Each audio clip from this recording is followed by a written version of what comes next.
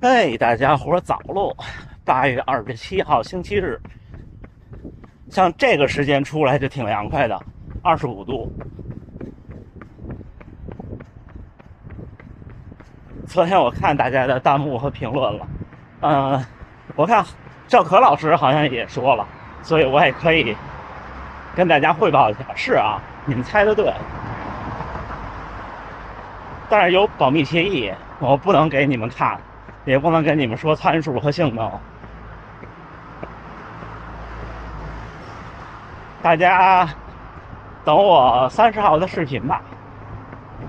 我估计我可能我不一定是拿它跑的最多的，但是应该不会太少。我估计你们不一定等得到就已经买了，我只能说这么多。也非常非常的值得期待。昨天其实跑到后边有点热，太阳一晒，昨天那个25公里跑的有点辛苦的，因为速度不慢。这个季节，这件背心好久没穿了，穿着它跑过无锡马拉松。这就对我比较尴尬，就是 M 号的稍微大一点，S 号的呢又稍微的小一点。这件是 M 号的。今天接着聊这手表啊，昨天我回去自己看视频，发现也可能是累了，说的不够，就没到位。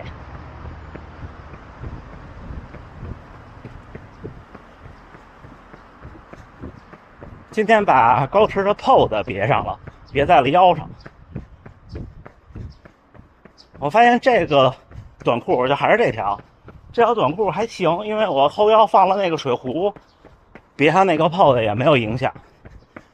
很多年前那时候还带腰包的时候，就觉得腰包那个带肯定会对跑步动态传感器，那时候用佳明那个有一些影响。这次试试看。昨天什么都没带，今天刚把它带上。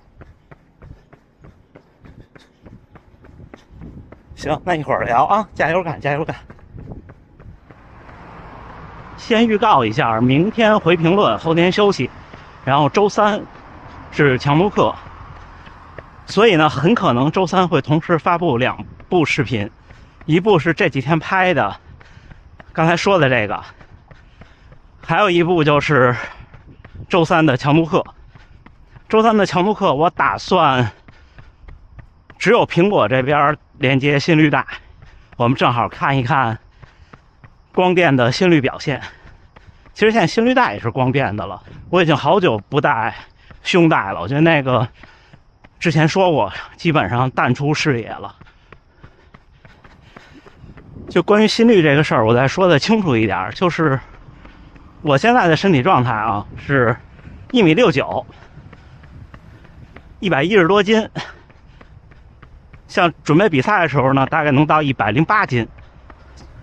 我的极限最轻的体重是106斤，但是那维持不住。就我现在的身体状态，苹果这边的光电心率，甚至在现在这个季节，对我来说，在起跑的前2公里，甚至3公里，都不太行。我其实真的不知道为什么，因为在室内运动，各种的表现都非常好，一到室外跑步就不行了。无论是之前的 S8 还是现在的 Ultra，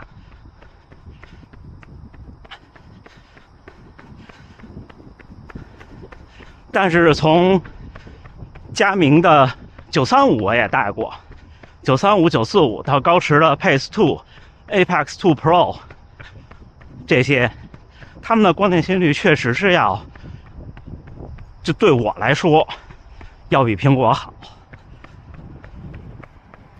昨天跟一个小伙伴聊天，也聊到跑步的装备，现在大家趋向于简单，我也觉得我认同。其实如果您刚开始跑步，一块表能解决问题，是再好不过的。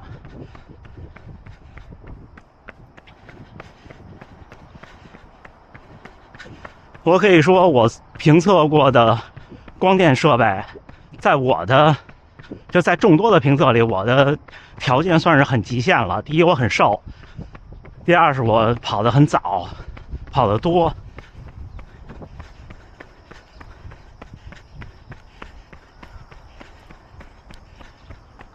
那冬天北京凌晨最冷的时候，体感温度零下将近30度，刮大风、下大雪，还有下大雨的时候都有过，而且都有视频。高驰这边的光电心率一直表现的是稳定的，就至少是就它有意义，它可用。你要说偶尔它飘一次，那就飘一次了，但是。就像我昨天说的，只有一次冬天北京第2公里的时候 ，Pace 2飘了一次，但是就几秒钟，其他时候的表现一直都不错。因为那个时候我右手的手表都是不连心率带的，后来才开始连。不过呢，大家如果是有很多设备，比方说你在家里骑骑行台，或者出去骑车有码表、手表各种东西，你买各种的蓝牙的外设的时候，尽量选择那种能同时连好几个设备的那种。像 Stride 就特别尴尬 ，Stride 只能蓝牙连一个 ，ANT 加协议连一个。高驰这边和 Stride 结合的还是更好的。前两天高驰群发了，然后 Stride 也群发了，就是新一代的 Stride 的2个新的数据，高驰已经支持了。去年拿到 Apex 2 Pro 之后，就没办法2个手表同时用蓝牙连 Stride， 因为 Stride 只支持蓝牙同时连一个设备。然后就是动态数据这一块，就是我说动态数据就是特指左右平衡、触地时间这种，就听起来就很难通过一块手表算的东西。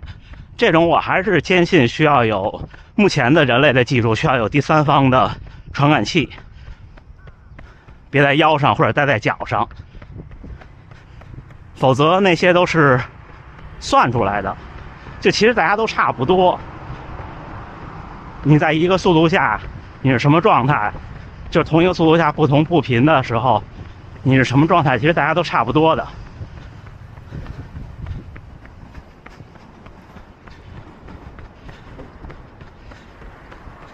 然后就是跑步功率。跑步功率呢，我觉得跟自己比是有指导意义的。如果测功率是准确的话，靠功率预测比赛成绩是要比任何其他手段都更加准确的，就准确的可怕。我从2020年的无锡到现在每场比赛，靠功率预测的比赛成绩都在它的范围内，它会给你正负4分钟，没有一次出现了问题。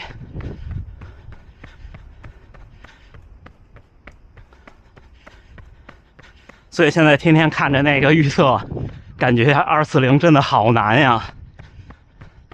你们想那天我们那么多人接力才勉强，对吧？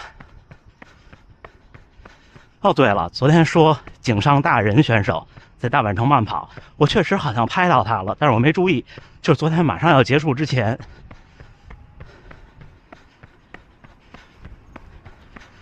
就是跟我对着跑过来，一身黑衣服，黑的 T 恤和短裤，拍的看得不太清楚，因为那个速度下拍摄就那一闪而过了。大家如果有熟悉的可以看看，就快结束之前，进了大阪城之后，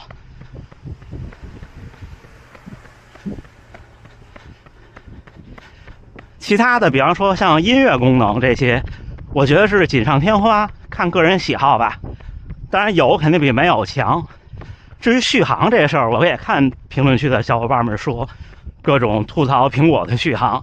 但是其实这样，就是我觉得现在我这个手表啊是2天一充，因为我运动训练量大。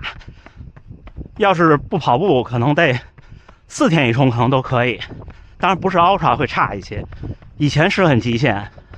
我第一次带苹果跑马拉松是 S7， 全程听着歌，开着蜂窝数据，连接 Stride。那天还是双11的开始的第一天，就是那年的无锡，不停的有各种短信推送轰炸。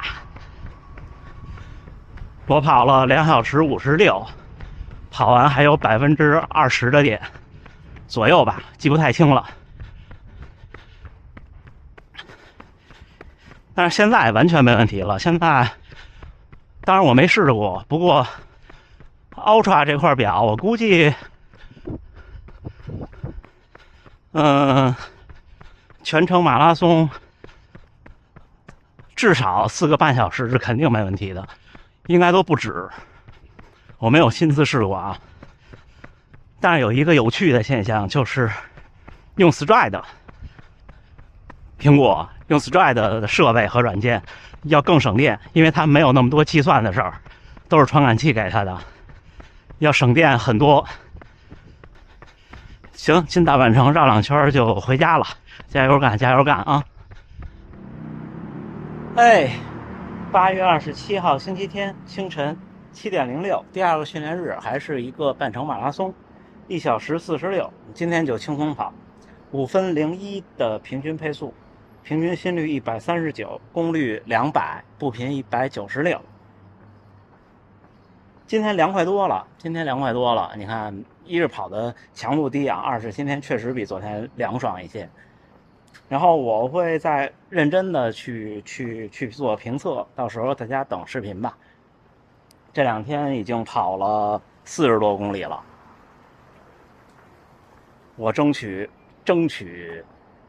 作为那个有可能是跑的相对比较多的博主，来到时候给大家带来一部影片，好吗？然后预告就是明天回评论，后天休息，之后是强度课。今天整体体感还行，但愿天气就这样一直凉爽下来了，不要再反复了，行吧？夏训也是，我看好多人说北京一夜雨后也凉爽了，一下就凉下来了。北方城市，因为北京就是这样，北京其实春天跟秋天是最美的。秋天可能更美，但是都有小遗憾，就是春天的那个飘那毛毛，还有秋天的风。但是确实这2个季节北京挺美的，不过也特别短，就是说凉一下就凉下来了。大家还是注意身体，抓住夏天的尾巴，我们努力干，迎接秋天的赛季了，准备是不是？那还是祝大家能努力生活，健康平安。咱们明天再见。